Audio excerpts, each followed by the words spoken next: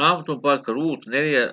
luku 6. jae. Silloin sanoi sukulunnosta, en voi lunastaa sitä itselleni, sillä minä sitten turmelisin oman perintöosani. Lunasta sinä itsellesi, mitä minun olisi lunastettava, minä en voi tehdä sitä. Tätä täytyy sitten tulkita toisinpäin, niin kuin tulkitsi Raamattu tulkintakirjassa.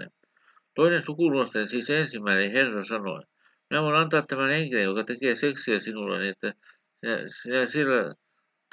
minä sillä tavalla tekisin osasi Kristuksena paremmaksi.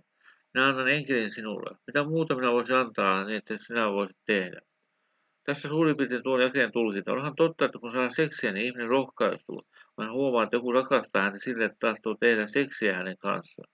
Minäkin olen huomannut Attaudessani sellaista rohkaistumista, kun olen saanut enkeleitä seksiä. Mutta Jeesuksella saattoi olla tällainen kokemus, niin kuin Jaake kertoo.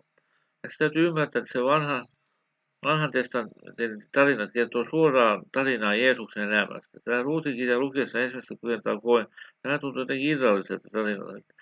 Tällä täytyy olla joku syvempi merkitys. Nyt se on avautunut minulle.